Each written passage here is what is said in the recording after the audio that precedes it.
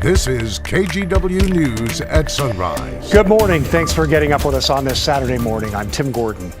This morning on Sunrise, the explanation that's left many parents furious.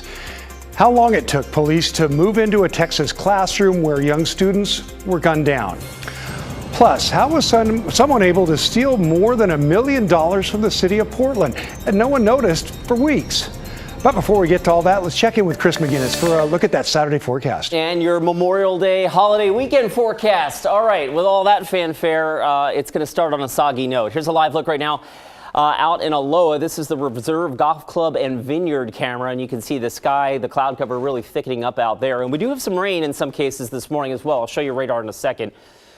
52 last check at PDX. Hillsborough waking up to 49, so a relatively mild start to our day. We hop over the Cascades. It's a bit cooler, upper 30s right now towards John Day and Baker City. Pendleton sits at 51 degrees. All right, radar right now showing a couple of sprinkles here across parts of Washington County and Yamhill County, and some heavier rain now up into the North Oregon Coast Range and the South Washington coast as well. We go out just a little bit wider, and you can see the storm system that we've been watching now for a couple of days. There it is, turning towards the Oregon coast, and with it will come an increase in the rain as we roll through the day today. So the plan here in Portland has us cloudy and mild now with some scattered light sprinkles, but the rain picks up as we head into the late morning. And Tim, it's going to be a rainy and breezy afternoon, highs in the upper 50s. Your full forecast comes up in just a few minutes. Okay, thanks a lot, Chris. Well, police in Texas admit they made serious and likely deadly mistakes in the minutes after a gunman made his way into an elementary school and started shooting. Families are dealing with the news that nearly 80 minutes passed between the time the gunman entered and the time he was shot dead.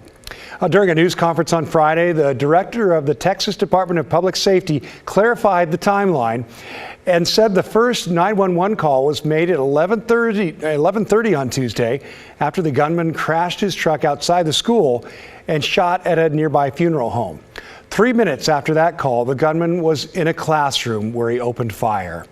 By 12:03, there were 19 officers in the halls of the school, but they did not enter the classroom for another 47 minutes. The on-scene commander at the time believed that it had transitioned from an active shooter to a barricaded subject. For the benefit of hindsight, where I'm sitting now, of course it was not the right decision, it was the wrong decision. And as the investigation builds, so does the grief. The grandmother of a 10-year-old victim named Eliana Torres pleading for answers. You know, how did he get in there? Why weren't the school doors locked with chains? You know, or why weren't even the classroom doors were locked? Why? Investigators now say the 18-year-old gunman got into the school through a propped open door. Oh, there are many ways you can help families who've lost loved ones there in Texas. Now, here's a couple. University Health, which is based in San Antonio, has set up a relief fund for victims. Another group, Victims First, has a GoFundMe. More than $3 million in donations has been collected for things like funeral expenses and counseling. We've got more details at KGW.com. Well, Oregon Senator Ron Wyden is joining the growing list of parents and some political leaders calling for answers, accountability, and action when it comes to gun legislation. Wyden is proposing things like universal background checks, raising the age limit to buy guns, and banning assault weapons, none of which, he says, will infringe on the rights of law-abiding gun owners. The senator asking to find common ground using what he calls common sense.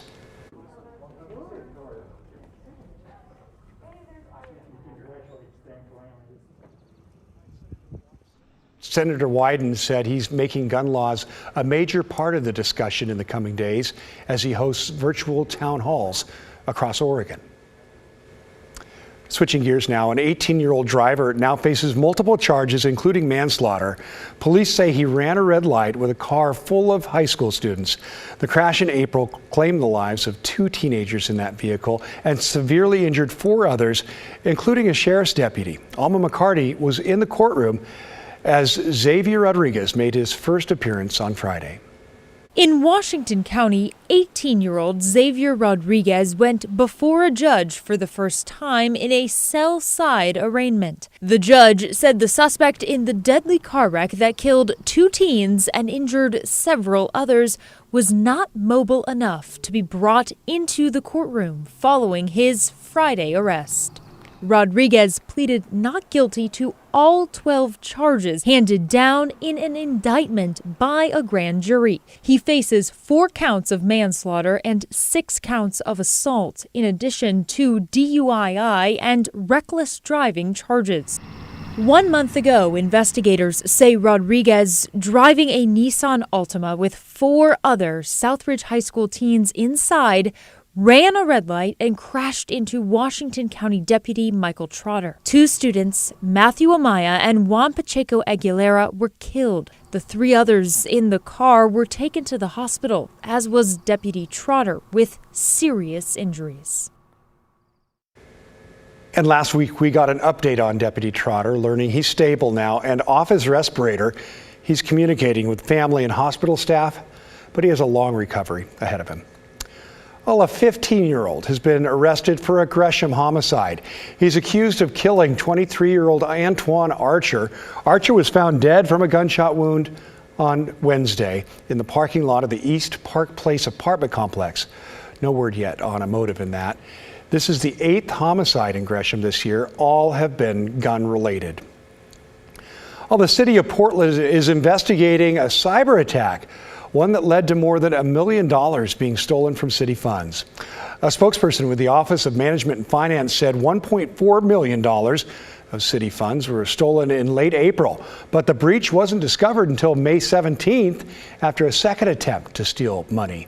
The attackers somehow got access to a city email account in order to make the illegal transaction. The FBI, U.S. Secret Service, and Portland Police are all involved, and the city's doing an internal investigation. Up to the Oregon primary now, and an update from Clackamas County. Officials still need to transfer about 35,000 faulty ballots by hand.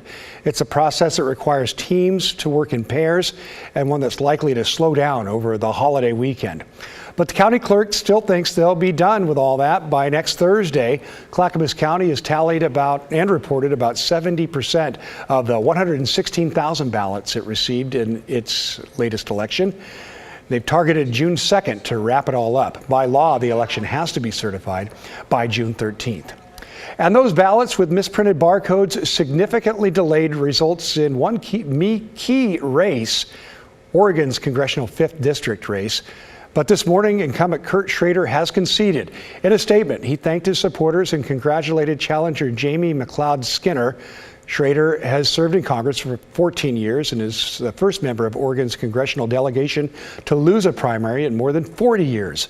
McLeod Skinner will face Republican Lori Chavez DeRemer, the former mayor in Happy Valley. That's coming up in November. Well, still ahead, it was the most dangerous swimming spot in the state until these lifeguards suited up. We're getting ready for the summer swimming season.